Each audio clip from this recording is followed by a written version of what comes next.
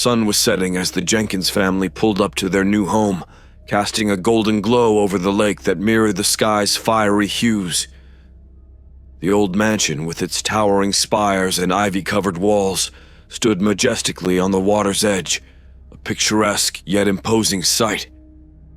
Mr. Jenkins, an architect with a passion for restoring historic buildings, had fallen in love with the place the moment he saw it. Now, it was their home. "It's perfect, isn't it?" Mr. Jenkins said, turning to his wife with a hopeful smile. Mrs. Jenkins, clutching their youngest, Timmy, nodded, though her smile was tinged with apprehension. "It's beautiful," she agreed, but she couldn't shake the feeling of unease that settled over her as they approached the front door. Their teenage daughter, Sarah, bounded out of the car, her excitement palpable. "Can I pick my room first?" she called, racing up the stone steps. "Go ahead, just be careful," Mrs. Jenkins replied, her voice echoing slightly in the crisp evening air. As they stepped inside, the family was greeted by the musty scent of old wood and time-worn fabric. Dust motes danced in the fading light filtering through the tall windows. The grandeur of the mansion was undeniable, with its sweeping staircases and ornate chandeliers, but there was an air of neglect, as though it had been waiting a long time for someone to bring it back to life. Timmy wriggled free from his mother's grasp and ran to explore, his footsteps echoing through the vast halls. Mr. Jenkins set down a box and took a deep breath, already envisioning the renovations he would undertake. "It's going to be a lot of work," Mrs. Jenkins said, looking around at the peeling wallpaper and faded drapes. "But worth it," her husband replied, squeezing her hand reassuringly. "This place has character, history. It's a fresh start for all of us." As night fell, the family settled in. Sarah claimed a room with a view of the lake, its dark waters shimmering under the moonlight. Timmy, ever the adventurous one, chose a smaller room at the end of a long hallway, filled with odd nooks and crannies perfect for hiding. Mrs. Jenkins unpacked in the master bedroom, trying to shake the chill that seemed to permeate the air. She paused, looking out the window at the lake, which now appeared more ominous than serene in the darkness. She could have sworn she saw something move on the shore, but when she blinked, it was gone. Dinner was a simple affair, a hasty meal of sandwiches and chips eaten around the kitchen island. The atmosphere was cheerful, the excitement of the new house still fresh in everyone's mind. Mr. Jenkins regaled the family with stories of the mansion's history, tales of grand parties and esteemed guests. "It's amazing to think about all the people who have lived here," he said, his eyes alight with enthusiasm. "This place has seen so much life. And death," Sarah added, her tone teasing. "I bet it's haunted." "Don't be silly," her father chided, though he couldn't help but chuckle. "It's just an old house, a bit of dust and creaking floorboards." But as the night wore on, the jovial atmosphere began to wane. Timmy was the first to voice his discomfort. "Mom, I don't like my room," he said quietly, tugging at her sleeve. "It feels weird." "It's just because it's new," she reassured him, ruffling his hair. "You'll get used to it." But later, as the family retired to their respective rooms, the unease that Mrs. Jenkins had felt earlier returned. She lay in bed, listening to the unfamiliar sounds of the house settling. The wind howled outside, rattling the windows, and she thought she heard whispers, faint and indistinct, carried on the breeze. Timmy, in his little room at the end of the hall, pulled the covers up to his chin, eyes wide open. He could hear the lake lapping at the shore, the sound mingling with the distant sorrowful cries of loons. And then, just as he was drifting off to sleep, he heard it, a soft, insistent tapping at his window. Sarah, gazing out at the moonlit lake from her bedroom, felt a chill run down her spine. She shivered, turning away from the window.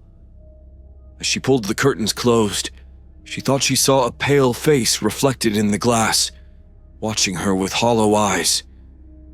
But when she looked again, it was gone. Downstairs, Mr. Jenkins was poring over blueprints, mapping out his grand plans for the mansion. He was so engrossed in his work that he didn't notice the shadows lengthening, growing darker and more defined, until they seemed to whisper around him. As the clock struck midnight, the mansion stood silent and still, a sentinel on the edge of the dark, deep lake. But beneath the surface, old secrets stirred, and the spirits of those who had drowned there waited, their restless whispers carried on the wind, echoing through the halls of the haunted mansion on the lake. The following morning dawned bright and clear, the lake shimmering under the early sun. The Jenkins family gathered for breakfast, the eerie events of the previous night tucked away in the back of their minds. Mrs. Jenkins served pancakes, her eyes lingering on her children, noting the dark circles under Timmy's eyes and Sarah's distracted demeanor. "Did everyone sleep well?" she asked, trying to sound casual. Sarah shrugged. "The house is kind of noisy, isn't it? I kept hearing strange sounds like whispers or something." Timmy looked up from his plate, his face pale. "I heard tapping at my window," he said in a small voice, "and the lake sounded different." Mr. Jenkins ruffled his son's hair. "It's just the newness, Timmy. Old houses make strange noises.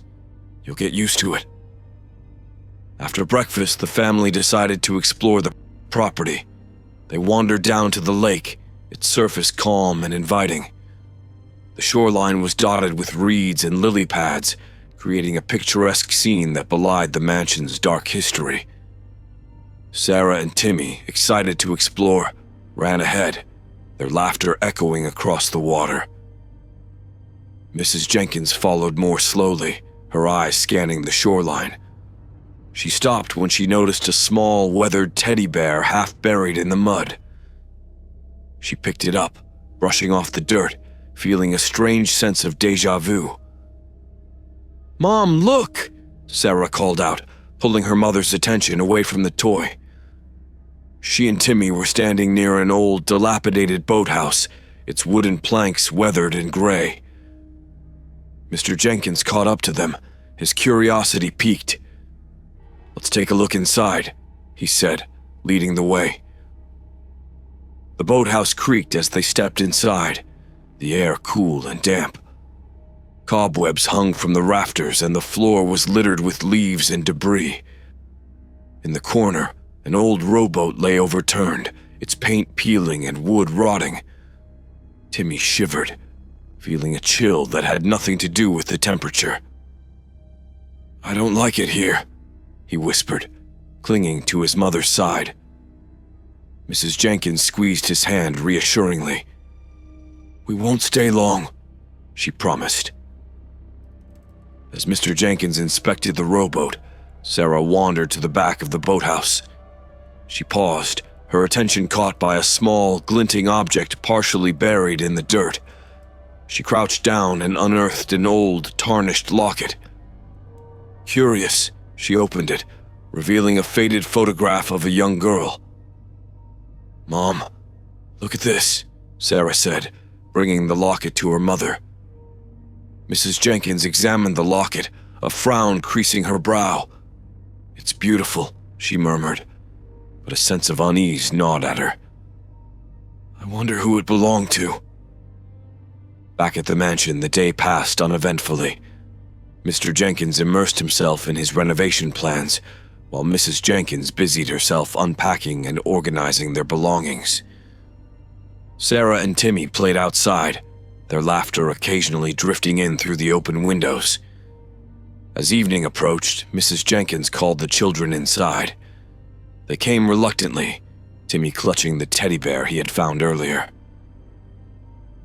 "I think it belonged to a little boy," he said, his voice tinged with sadness. "I want to keep it." Mrs. Jenkins hesitated, a nagging worry in her mind, but she nodded. "All right, just take good care of it." Dinner was a quieter affair than the night before, the day's discoveries casting a shadow over the family spirits. Afterward, Mr. Jenkins decided to read by the fire, while Mrs. Jenkins tucked Timmy into bed, leaving Sarah to finish her homework. As she bent over her books, Sarah heard the faint sound of a girl's laughter. She looked up, her heart pounding, but saw nothing out of the ordinary. Shaking her head, she tried to focus, but the laughter came again, clearer this time. Unable to ignore it, Sarah got up and followed the sound. It led her to the back of the house, to a small window overlooking the lake. She peered out, her breath fogging the glass. In the dim light, she saw the faint outline of a girl standing by the water, her dress billowing in the breeze. Sarah blinked, and the girl was gone. She backed away from the window, her heart racing. "It's just my imagination," she told herself, but the unease lingered. Timmy, meanwhile, lay in bed clutching the teddy bear. He could hear the lake again, the water lapping softly at the shore. But beneath that, he heard something else, a faint, mournful song like a lullaby. It soothed him, even as it sent a shiver down his spine. That night, as the family slept, the whispers grew louder, carrying with them the echoes of the past. The mansion on the lake, with its hidden secrets and restless spirits, seemed to sigh in anticipation. The Jenkins family had yet to uncover the full extent of its mysteries, but the lake was patient. It had waited this long. It could wait a little longer. The next few days passed in a blur of activity as the Jenkins family continued to settle into their new home. Mr. Jenkins spent his days poring over blueprints and starting minor renovations, while Mrs. Jenkins organized the house, trying to make it feel more like home. Yet the mansion's unsettling atmosphere seemed to resist their efforts, and a sense of unease grew with each passing day. One morning, Mrs. Jenkins decided to explore the mansion more thoroughly. The house was vast, with many rooms left untouched since their arrival. She started in the attic, a dusty, dimly lit space filled with old furniture, trunks, and boxes. As she sorted through the items, she stumbled upon an old leather-bound diary hidden in a drawer of a battered desk. Curiosity piqued, she sat down and opened the diary, her fingers tracing the faded ink on the yellowed pages. The entries dated back over a century, chronicling the life of a woman named Eleanor. As Mrs. Jenkins read, a chilling story began to unfold. Eleanor had been the mistress of the mansion in the late 1800s, a time when the house was a bustling hub of social activity. But as the entries progressed, they took a darker turn. Eleanor wrote of strange occurrences, unseen hands touching her in the night, whispering voices, and cold spots that left her shivering in her own home. She recounted the tragic drownings of several children in the lake, their bodies never recovered, and her growing suspicion that their restless spirits haunted the mansion. Mrs. Jenkins shivered as she read the final entries. Eleanor's writing became frantic and disjointed, filled with desperate pleas for help and warnings to anyone who might find her diary. The last entry was a scrawled message. "The lake claims them, one by one. Beware the water's edge." As she closed the diary, Mrs. Jenkins felt a chill run down her spine. She couldn't shake the feeling that Eleanor's warnings were meant for her. She decided to share her discovery with her husband, hoping he might have some rational explanation for the eerie events they had experienced. Downstairs, she found Mr. Jenkins in his study, surrounded by blueprints. "I found something in the attic," she said, holding out the diary. "You need to read this." He took the diary, frowning as he skimmed through the pages. "This is unsettling," he admitted. "But it's just an old diary. Maybe Eleanor was just imagining things. Old houses like this are bound to have stories." "Maybe," Mrs. Jenkins said, though she couldn't ignore the growing sense of dread. Later that evening, as the family gathered for dinner, Mrs. Jenkins shared Eleanor's story with Sarah and Timmy. Timmy's eyes widened with fear, while Sarah listened intently. Her curiosity piqued. "Do you think the lake is really haunted?" Sarah asked, her voice barely above a whisper. "I don't know," Mrs. Jenkins replied, glancing at her husband. "But we need to be careful. No more playing near the water, all right?" Timmy nodded vigorously, clutching his teddy bear, while Sarah looked thoughtful, her mind already racing with questions and theories. That night, as the family went to bed, the mansion seemed to come alive with activity.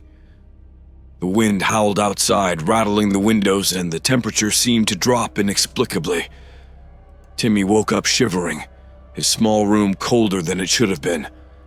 He heard the soft tapping at his window again, and buried himself deeper under the covers, too scared to look. In her room, Sarah lay awake, listening to the sounds of the house. She couldn't stop thinking about Eleanor and the drowned children. The image of the girl by the lake haunted her thoughts. She got up and quietly slipped out of her room, determined to find answers. She made her way to the attic, her heart pounding in her chest. The door creaked loudly as she pushed it open, the darkness inside seeming to swallow the light from her flashlight. She stepped inside, her footsteps echoing in the empty space. As she searched through the dusty trunks and boxes, she found more old toys and trinkets, each one adding to the weight of the house's tragic history. Then, at the back of the attic, she discovered an old portrait, covered in a heavy layer of dust. She wiped it clean, revealing the image of a young girl with sad, haunting eyes, the same girl she had seen by the lake. A sudden gust of wind blew through the attic, extinguishing her flashlight. Sarah froze, her breath caught in her throat. In the darkness, she heard the faint sound of a child's laughter, followed by a whisper. "Help us." Terrified, she stumbled out of the attic, racing back to her room. She crawled under her blankets, her heart pounding as the whispering continued, echoing through the mansion. The next morning, Mrs. Jenkins found Sarah in the kitchen, her eyes red from lack of sleep. "Are you all right?" she asked, concerned. "I heard them," Sarah whispered. "The children. They were in the attic. They need our help." Mrs. Jenkins felt a cold dread settle over her. "We'll figure this out," she promised, though she wasn't sure how. The mansion on the lake held many secrets, and the spirits of the drowned seemed determined to make their presence known. As the family gathered for breakfast, the sun rose over the lake, casting long shadows over the water. The whispers of the past lingered in the air, and the Jenkins family realized they were not alone. The mansion's dark history was beginning to unravel, and the spirits of the lake were growing restless, their echoes from the depths becoming impossible to ignore.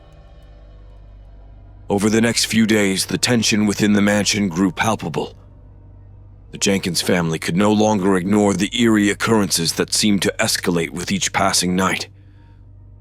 Timmy's nightmares became more frequent, and Sarah's determination to uncover the truth only deepened her fear.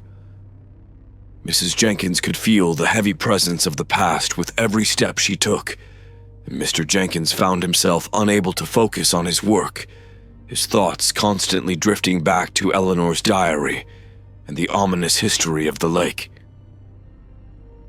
One afternoon, Mr. Jenkins decided to visit the local historical society. He hoped to find more information about the mansion and its previous inhabitants, thinking that understanding its history might help them deal with the current situation. The small, dimly lit building was filled with dusty books and old photographs, the air thick with the scent of aged paper. A kind elderly woman named Mrs. Thompson greeted him. She had lived in the town her entire life and knew the history of the mansion well. "You're living in the old Harrison place, aren't you?" she asked, her eyes filled with a mixture of curiosity and concern. "Yes," Mr. Jenkins replied, "and we've been experiencing some unusual things. I was hoping you could tell me more about the house and the lake." Mrs. Thompson sighed, nodding slowly. "That house has a dark past, Mr. Jenkins. Many children have drowned in that lake over the years. The locals say their spirits haunt the waters, unable to move on." She led him to a dusty archive room where she pulled out a box labeled Harrison Mansion. Inside were old newspaper clippings, photographs, and records detailing the tragic history of the property. One headline stood out: 3 children drown in lake, bodies never recovered. The article was dated from the late 1800s, around the time Eleanor had lived there. "Eleanor Harrison was a kind woman," Mrs. Thompson said softly, "but she was tormented by the loss of those children. They say she went mad, claiming the lake had a will of its own, that it called to the children." Mr. Jenkins felt a chill run down his spine as he listened. He thanked Mrs. Thompson for her help and left with copies of the articles, his mind racing with thoughts of the mansion and its tragic history. Back at the house, Sarah and Timmy were playing outside under the watchful eye of Mrs. Jenkins. Sarah had become fascinated with the lake, despite her fear, and she often found herself drawn to its dark, reflective surface. Timmy, on the other hand, stayed as far away from the water as possible, clutching his teddy bear like a talisman.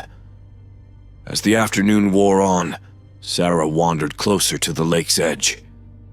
She stood there, staring into the water, her mind filled with questions about the drowned children. Suddenly, she heard the faint sound of laughter behind her. She turned quickly, but saw nothing. Then, out of the corner of her eye, she noticed movement in the water. A pale, ghostly hand reached out from the depths, followed by another. Sarah froze. Her breath caught in her throat as she watched the spectral forms of 3 children rise slowly from the lake.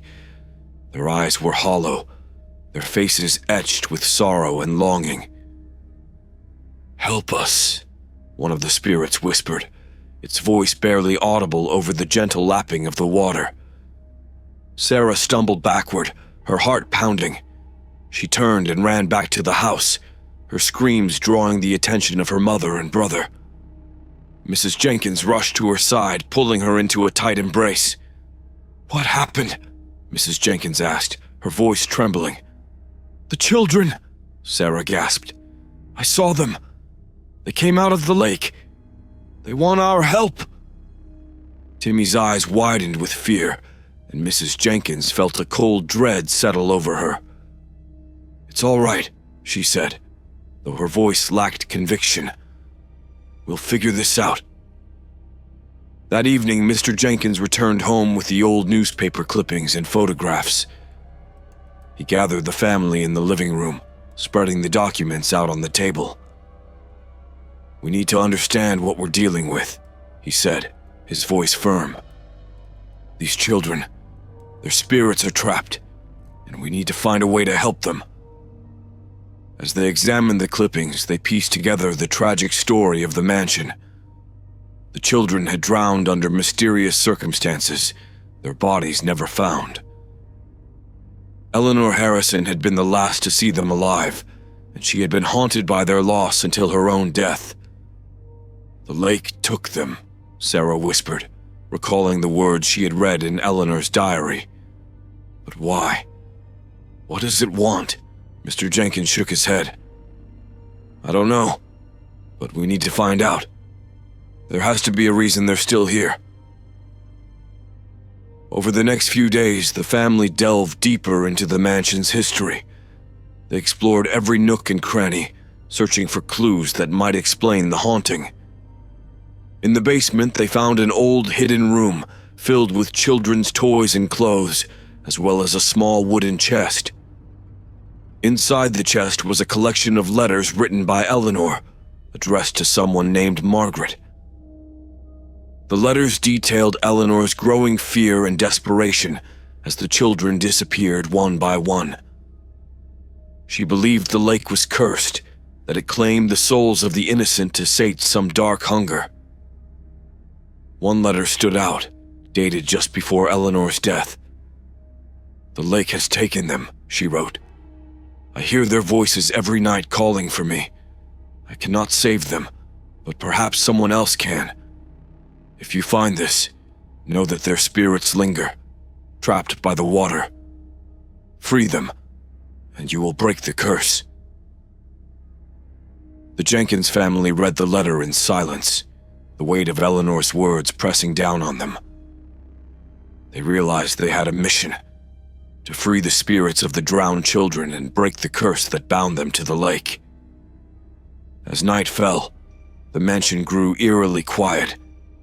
The family gathered together, determined to face whatever lay ahead. The spirits of the drowned ones waited, their whispers growing louder, urging the family to act. The Jenkins family knew they were on the brink of something terrifying and profound. The haunted mansion on the lake held many secrets, and they were about to uncover the darkest one of all. The fate of the restless spirits depended on them, and they could no longer turn back. The mansion had never felt colder. The Jenkins family huddled together in the living room, their faces illuminated by the flickering firelight. The newspaper clippings and Eleanor's letters lay spread out on the table, reminders of the tragic past that seemed to haunt every corner of their new home. As the clock struck midnight, the atmosphere grew tense. The wind outside howled, rattling the windows, and the once comforting crackle of the fire now seemed menacing. It was in this unsettling silence that Timmy suddenly looked up, his eyes wide with fear. "They're here," he whispered, clutching his teddy bear tightly. "The children. I can feel them." The family exchanged nervous glances. Mr. Jenkins stood, his expression resolute. "We need to confront this," he said. "We need to help them move on." Timmy led the way, his small hand tightly gripping his mother's. They walked through the darkened halls, the house creaking ominously around them. As they approached the room at the end of the hall where Timmy had chosen to sleep, the temperature dropped noticeably. A cold, clammy chill enveloped them, and their breath formed visible puffs in the air. Timmy stopped outside his room, pointing at the closed door. "They're in there," he said, his voice trembling. Mr. Jenkins took a deep breath and opened the door. Inside, the room was unnaturally cold, and the faint sound of children's laughter echoed softly. The family stepped inside, their eyes scanning the dark corners for any sign of the apparitions. Suddenly, the shadows in the room seemed to shift and coalesce. 3 ghostly figures appeared, their forms translucent and shimmering in the dim light. The children, 2 boys and a girl, stood silently, their hollow eyes fixed on the Jenkins family. "Help us," the girl whispered, her voice carrying an otherworldly echo. Mrs. Jenkins felt tears prick her eyes as she stepped forward. "We want to help you," she said gently, "but we don't know how."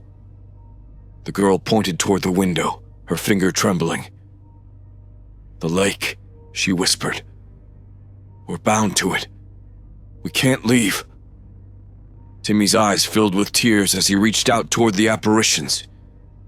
"We'll free you," he promised. "We'll find a way." The children's forms flickered, their faces a mix of hope and despair. Then, as suddenly as they had appeared, they vanished, leaving the room in an oppressive silence. The family gathered in the hallway, their hearts heavy with the weight of their promise. "We need to understand the lake's curse," Sarah said, her voice firm despite her fear. "Maybe there's something in the history that can help us." They returned to the living room, determined to find a solution. Mr. Jenkins searched through the old letters and records, hoping to uncover more clues. Meanwhile, Mrs. Jenkins and Sarah researched local legends and folklore, hoping to find any mention of a curse or ritual that might explain the hauntings. Hours passed, and the first light of dawn began to creep through the windows. Just as they were about to lose hope, Mrs. Jenkins found a passage in an old book about local legends. It described a ritual that could release trapped spirits, a ceremony involving offerings, and the recitation of an ancient incantation by the water's edge. "This might be it," she said, her voice tinged with excitement. "If we perform this ritual, we might be able to free the children." They decided to prepare for the ritual that night. They gathered the necessary items, candles, herbs, and an old silver chalice they had found in the attic. As night fell, they made their way to the lake, the moon casting a pale glow on the water's surface. The family stood by the shore, their faces illuminated by the flickering candlelight. Mr. Jenkins held the book with the incantation, his hands trembling slightly as he began to read the ancient words. The wind picked up, swirling around them, and the lake's surface began to ripple and churn. As the final words of the incantation were spoken, the water seemed to boil and bubble. The ghostly figures of the three children emerged, their forms more solid and defined than before. They looked at the Jenkins family with gratitude and sadness. "Thank you," the girl whispered, her voice filled with emotion. "We can finally be free." The water began to glow with an ethereal light, and the children's forms slowly dissolved into it, their spirits finally at peace. The lake calmed, its surface returning to its serene state, and the oppressive chill that had haunted the mansion lifted. The family stood in silence, tears streaming down their faces. They had fulfilled their promise and freed the spirits of the drowned ones. As they walked back to the mansion, the atmosphere felt lighter, the weight of the past no longer pressing down on them. Inside, the house felt different, warmer, more inviting. The whispers and shadows were gone, replaced by a sense of tranquility. The Jenkins family knew they had not only uncovered the mansion's dark history, but had also helped to heal its wounds. As they settled in for the night, the mansion stood silent and still, a place of peace rather than torment. The lake, once a source of fear and sorrow, now shimmered with the light of the newly risen sun, its dark secrets finally laid to rest. Though the spirits of the children had been freed, the Jenkins family could not shake the feeling that the lake's curse was far from broken. The air around the mansion remained heavy with an unspoken dread, and the haunting sense that something malevolent still lingered gnawed at their peace. One evening, as they sat in the living room discussing their next steps, Mrs. Jenkins remembered a name she had come across in Eleanor's letters. Margaret. Eleanor had mentioned her as someone who might know more about the mansion's dark history. Determined to uncover the truth, they decided to search for any records of Margaret in the town's archives. The next morning, Mr. Jenkins and Sarah headed to the local library, hoping to find any mention of Margaret in the historical records. The librarian, Mrs. Evans, was an elderly woman with a wealth of knowledge about the town's history. When they explained their situation, she led them to a dusty corner of the library where old records were kept. "Margaret White," Mrs. Evans said, scanning the documents. "She was a healer, some said a witch, who lived near the lake about a century ago. Many believed she had cursed the water." Mr. Jenkins and Sarah exchanged worried glances. "Do you have any records of her?" Sarah asked. Mrs. Evans nodded and pulled out a worn, leather-bound book. "This is her journal," she said. "It was found in her cottage after she disappeared." They took the journal back to the mansion, where the family gathered around the dining table to read its contents. The journal detailed Margaret's life, her knowledge of herbs and healing, and her deep connection to the natural world.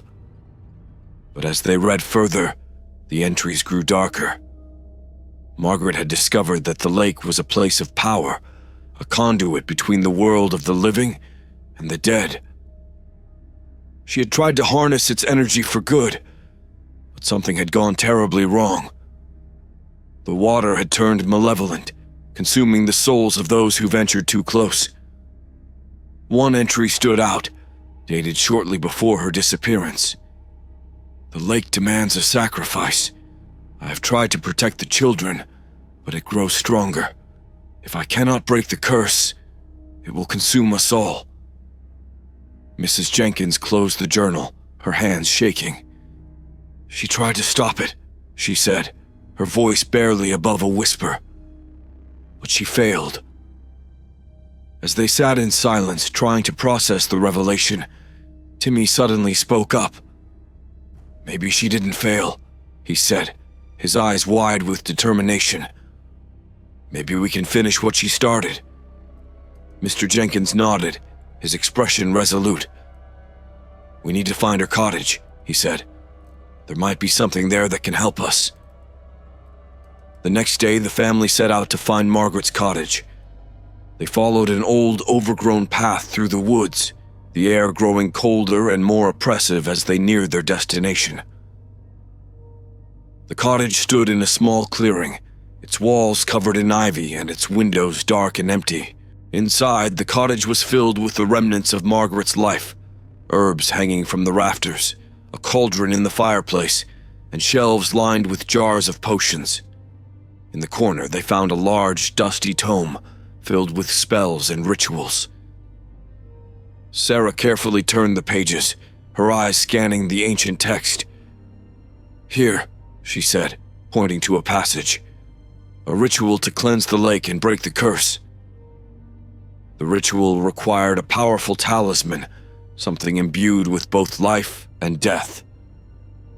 They realized that Eleanor's locket, which had been found by the lake, might be the key. It held the essence of a life lost to the water and the love of those left behind. That night, they gathered by the lake once more, prepared to perform the ritual. The wind howled around them, and the water churned ominously. They placed the locket on a stone altar they had built by the shore, lighting candles and burning herbs as instructed by the tome. Mr. Jenkins began to recite the incantation, his voice strong and unwavering. The air grew thick with energy, and the lake's surface began to glow with an eerie light. As the final words were spoken, the locket burst into flames, its essence consumed by the ritual. The lake roared in fury, the water rising and crashing against the shore. The family stood their ground, their hearts pounding with fear and determination. Suddenly, a figure emerged from the water, a woman with long, flowing hair and eyes that glowed with an otherworldly light. "Margaret, you have come to finish what I could not," she said, her voice echoing across the water. "Thank you." She raised her arms and the lake's fury began to subside. The water calmed, the glow faded, and the oppressive chill lifted. The curse was broken. Margaret's spirit smiled at the Jenkins family, her form slowly dissolving into the night. "The lake is free," she whispered, "and so are we." As the sun rose, the mansion and its surroundings felt different, lighter, more peaceful. The heavy weight of the past had been lifted, and the spirits of the lake were finally at rest. The Jenkins family stood by the water's edge, their hearts filled with relief and gratitude. They had uncovered the truth, faced their fears, and broken the curse that had haunted the mansion for generations. The lake, once a place of darkness and despair, now shimmered with the light of a new dawn. The relief that had washed over the Jenkins family was short-lived. Though the lake's curse seemed broken, The mansion still held a dark grip on their minds. Unsettling occurrences began to creep back into their daily lives, gnawing at their sanity. Mr. Jenkins was the first to notice the change. It started with small things, tools misplaced, blueprints altered, but quickly escalated to more disturbing experiences. He began seeing fleeting shadows out of the corner of his eye and hearing faint whispers that seemed to echo from the very walls of the mansion. As an architect, he prided himself on his rationality, but now his confidence was waning.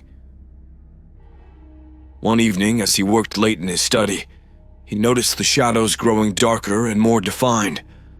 The whispers became more insistent, a cacophony of voices speaking words he couldn't understand. He looked up from his work and saw the walls of the room seem to close in on him, the air growing thick and suffocating. He stumbled back, his breath coming in ragged gasps. "John, are you all right?" Mrs. Jenkins's voice cut through the oppressive silence, startling him. She stood in the doorway, her face etched with concern. He nodded, forcing a smile. "Just tired, that's all. It's been a long day." But as he lay in bed that night, the whispers returned, louder and more distinct. They seemed to be calling his name, urging him to do something he couldn't quite comprehend.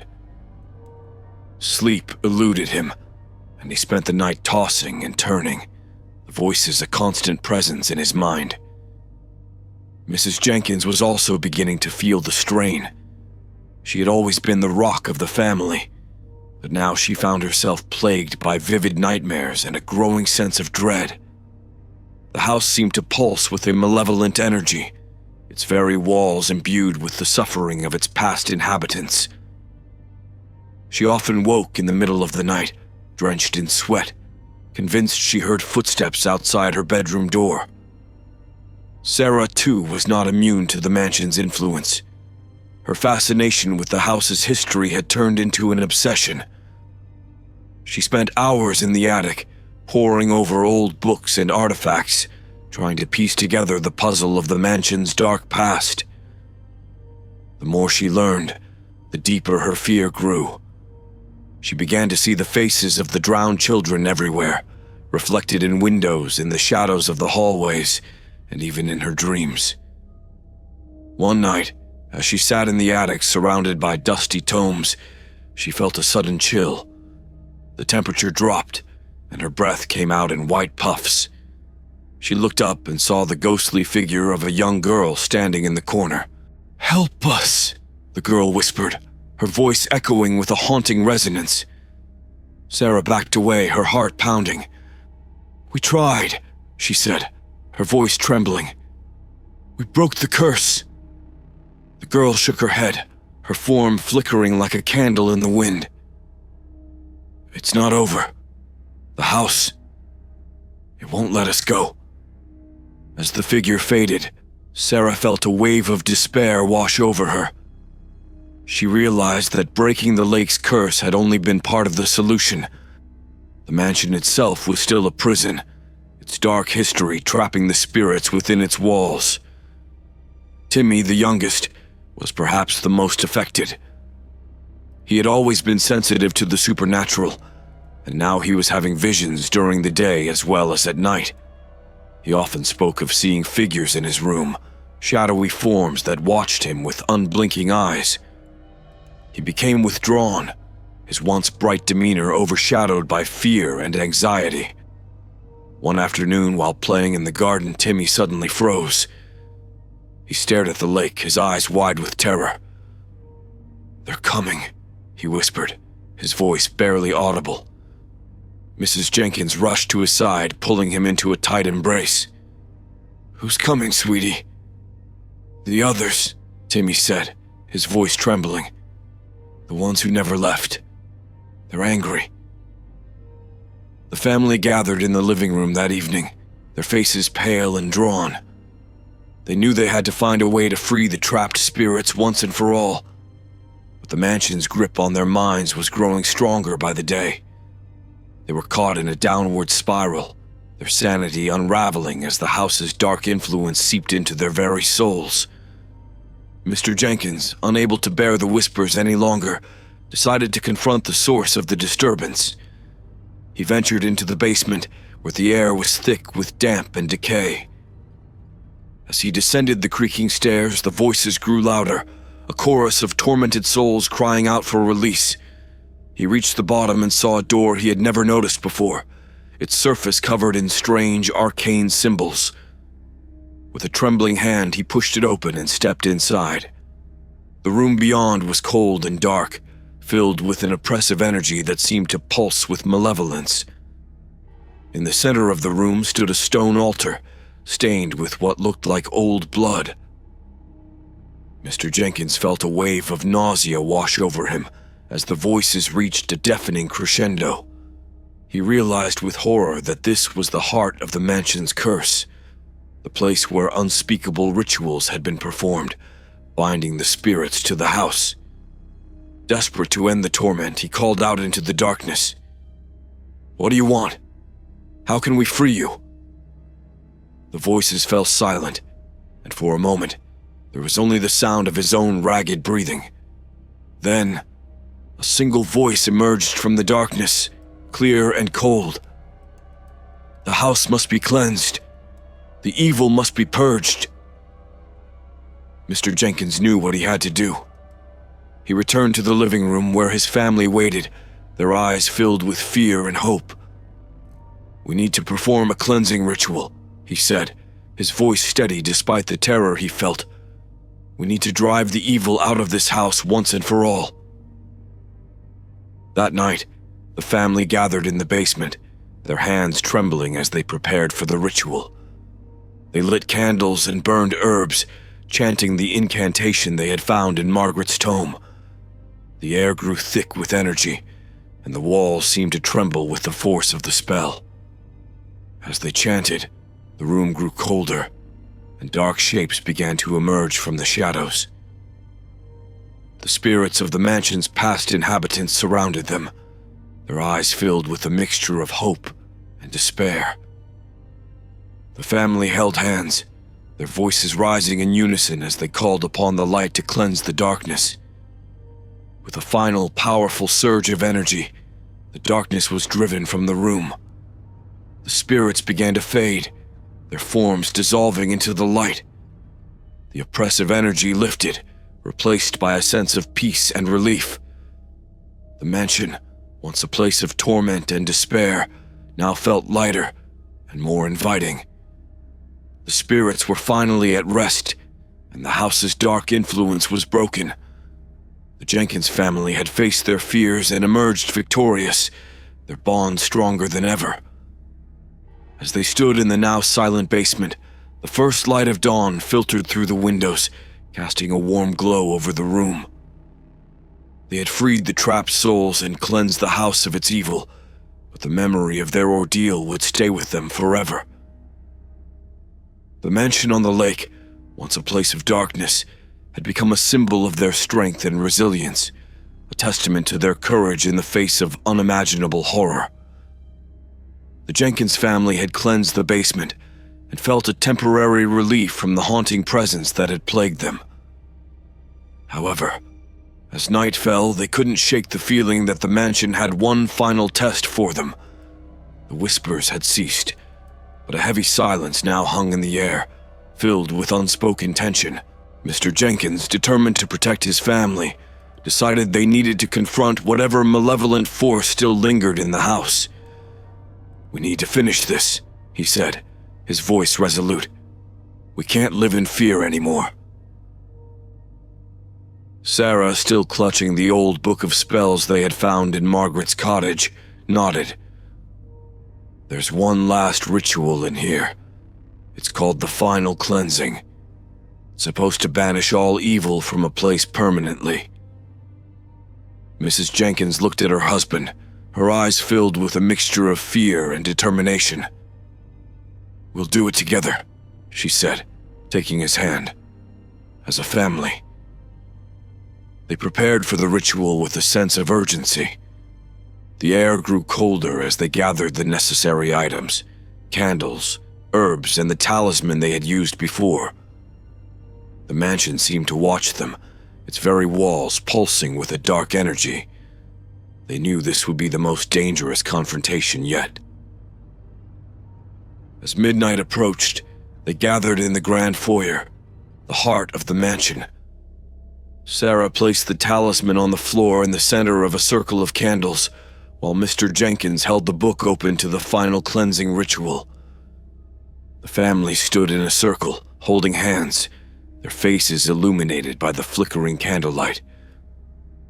Mr. Jenkins began to chant the incantation, his voice strong and unwavering. The words echoed through the foyer, and the air grew thick with energy. The house seemed to shudder, its walls creaking and groaning as if in pain. Suddenly, a gust of wind blew through the room, extinguishing the candles. The temperature dropped sharply, and a dark shadow appeared in the center of the circle, growing larger and more menacing by the second. The shadow took shape, forming into a tall, cloaked figure with glowing red eyes. "Who dares to challenge me?" the figure hissed, its voice a chilling whisper that seemed to come from everywhere at once. The family stood their ground, their hands tightly clasped. "We do," Mr. Jenkins said, his voice steady. "We won't let you haunt this house any longer." The figure laughed, a cold, hollow sound that sent shivers down their spines. "Fools," it said. "This house is mine. It has always been mine."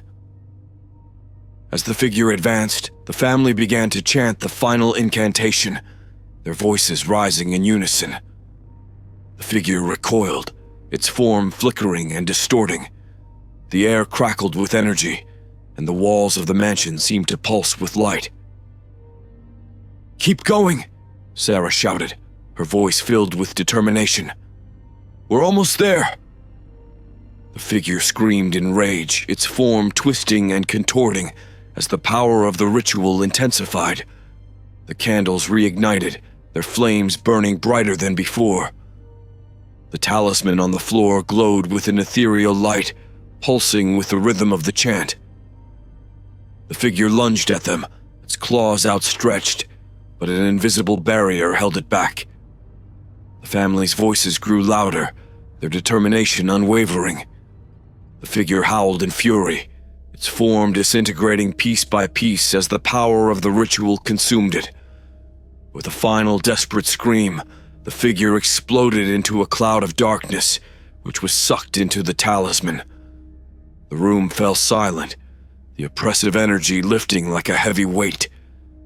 The candles flickered softly, their light casting a warm glow over the family.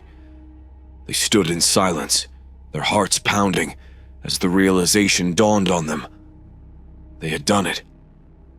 The mansion was finally free of its malevolent force.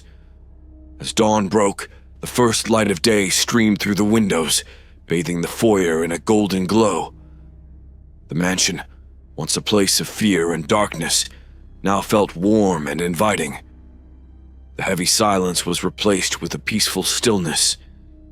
The Jenkins family embraced, their ordeal finally over. They had faced their fears and conquered the darkness that had haunted their home. The mansion on the lake, once a symbol of terror, had become a testament to their courage and resilience. Mr. Jenkins looked around the foyer, his eyes filled with gratitude.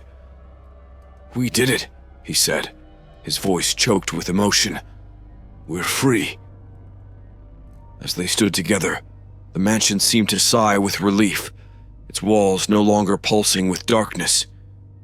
The spirits that had been trapped within its confines were finally at peace, and the Jenkins family knew they had not only freed themselves, but also those who had suffered before them.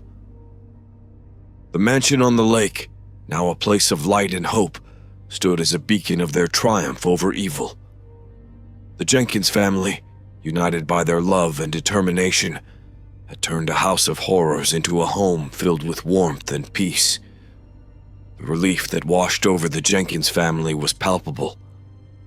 The malevolent presence that had haunted their every step was gone, and for the first time since moving into the mansion, they felt a true sense of peace. However, they couldn't shake the nagging feeling that their ordeal might not be entirely over. The mansion's oppressive atmosphere had lifted, but the house still held secrets that needed. As the family gathered in the kitchen for breakfast, they discussed their next steps. "We've freed the spirits, but what if there's more to this?" Sarah asked, her eyes filled with a mix of curiosity and concern. "We need to be sure." Mrs. Jenkins nodded.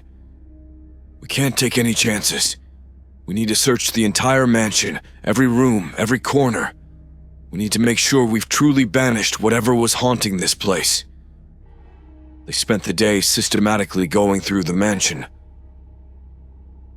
Room by room, they searched for any lingering signs of darkness. They found nothing unusual until they reached the attic. The room felt different, colder than the rest of the house.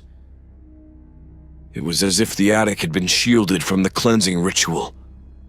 As they entered, the temperature dropped further, and a sense of foreboding filled the air. In the far corner of the attic, behind a stack of old trunks, they discovered a trapdoor that they had never noticed before. The door was locked, but the key, old and rusty, was hanging on a nail nearby. Mr. Jenkins took the key, his hands trembling slightly as he unlocked the trapdoor. It creaked open, revealing a narrow staircase descending into darkness. The family exchanged uneasy glances but knew they had to continue. They descended the stairs cautiously, their flashlights casting eerie shadows on the damp stone walls. The air grew colder and heavier with each step. At the bottom of the stairs, they found themselves in a small, hidden room. The walls were covered in strange symbols, and in the center of the room was a stone altar, similar to the one they had seen in the basement, but much older. On the altar lay an old book, its pages yellowed with age. Mr. Jenkins picked it up and began to read aloud. The book detailed the mansion's history, going back centuries. It spoke of a powerful witch who had lived there long before Margaret, a woman named Isolde. She had bound the spirits to the mansion, using their energy to extend her own life. When she had finally died, her dark magic remained, cursing the lake and the house. "This is it," Mr. Jenkins said, his voice echoing in the small room. "This is the source of the curse. We need to destroy this book and this altar to break the curse completely." Sarah, holding the talisman they had used before, nodded. "We need to perform one final ritual, but this time, we'll destroy the source of the evil." The family prepared for the ritual with a sense of urgency. They arranged the candles around the altar and placed the talisman on the book. Mr. Jenkins began to chant the incantation from the old book, his voice filled with determination. The room trembled, the walls seeming to pulse with a dark energy as the ritual progressed. As the final words of the incantation echoed through the room, the book and the altar burst into flames. The dark energy that had filled the room surged and twisted, then dissipated with a final, anguished scream. The temperature began to rise and the oppressive weight lifted. The family stood in silence, their hearts pounding. They knew they had done it. They had destroyed the source of the curse. The mansion was finally free. As they ascended the stairs back to the attic, the house felt warmer, more inviting. The oppressive atmosphere was gone, replaced with a sense of tranquility. They emerged into the attic, and sunlight streamed through the windows, casting a warm glow. The Jenkins family gathered in the living room, their faces filled with relief and joy. They had faced unimaginable horrors and had emerged victorious. The mansion, once a place of darkness and despair, was now a symbol of their resilience and courage. Mr. Jenkins looked around the room, his eyes filled with gratitude. "We did it," he said, his voice choked with emotion. "We're truly free." As they stood together, the mansion seemed to breathe a sigh of relief. The house, now filled with light and hope, had become a true home. The family knew that their ordeal had strengthened their bond and that they could face anything together.